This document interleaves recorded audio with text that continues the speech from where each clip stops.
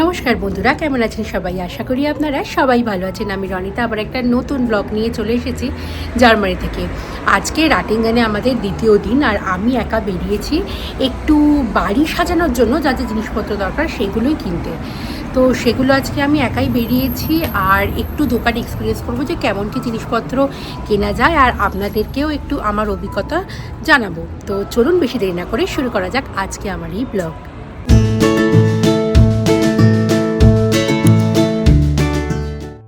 আজকে দারুণ রোদ দিয়েছে। এই সুন্দর রোদেলা দিনে সত্যি আজকে বাইরে থাকতে খুব ভালো লাগছে। মনোরম আজকে এই আবহাওয়া।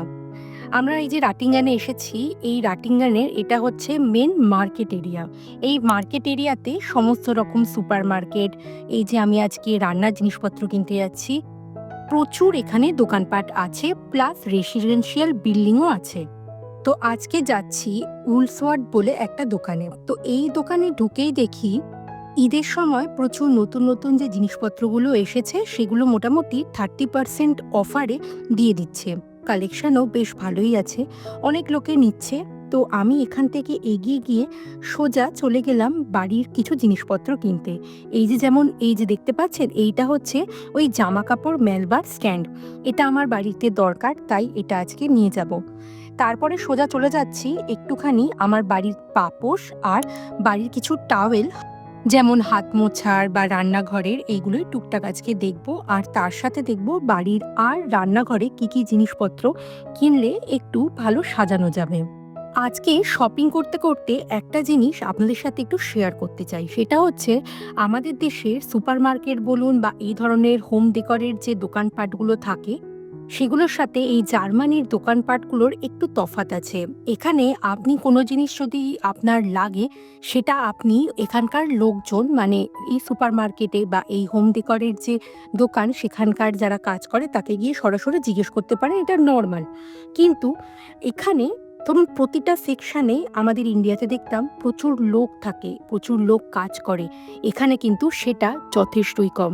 মানে এই ধরনের হোম ডেকরের যে দোকান ধরুন রয়েছে, এটা এত বড়, তো এখানে মাত্র ধরুন আজকে রয়েছে মাত্র 3 থেকে 4 জন।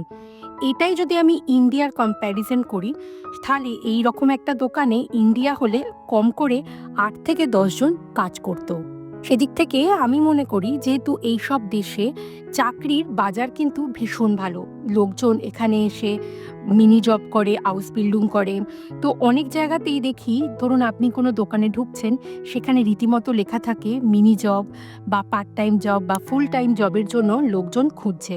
তো প্রায় অনেক দোকানই এই জিনিসটা লক্ষ্য করি, মানে সব দোকানেই, মানে এমন নয় যে প্রচুর বেশি আর প্লাস্টিকের জিনিস ইউজ করবো না, একটু কাঁচের জিনিসে মুভ করব। তো এখানে আমি কিছু প্লাস্টিকের জিনিস দেখলাম কিন্তু ভালো লাগেনি, মনে হলো না কাঁচের জিনিসই কিনবো। আর এইদিকে প্রচুর টাওয়েল রয়েছে, সেখান থেকে যেটা পছন্দ সেটা মোটামুটি নিয়ে নিচ্ছি।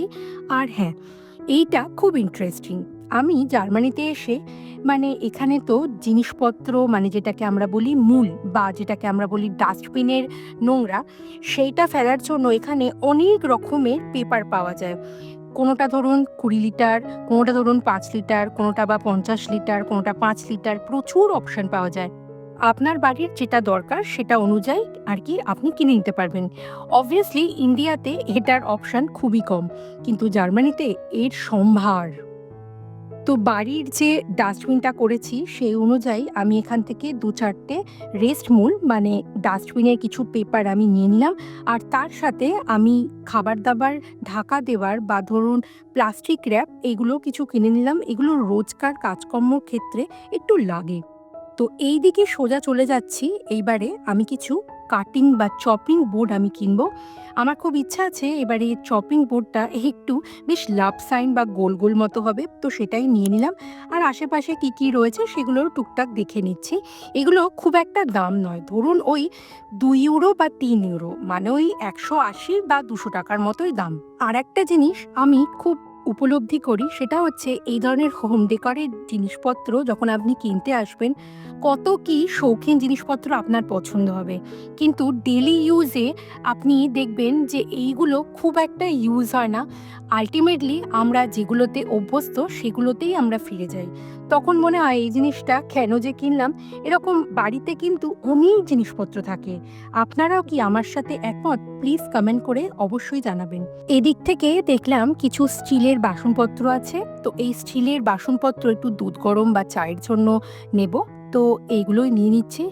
তো মোটামুটি আমার আজকের মার্কেটিং শেষ।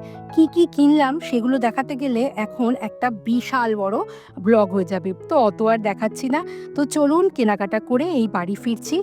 তো কেমন লাগলো আজকে আমার এই ভিডিও? আশা করি আমার এই ভিডিও আপনাদের ভালো লেগেছে।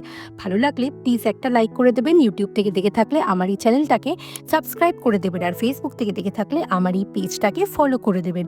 তাহলে চলুন দেখা হবে আবার পরবর্তী ভিডিওতে। ততদিন পর্যন্ত আপনারা সবাই ভালো থাকবেন। বাই।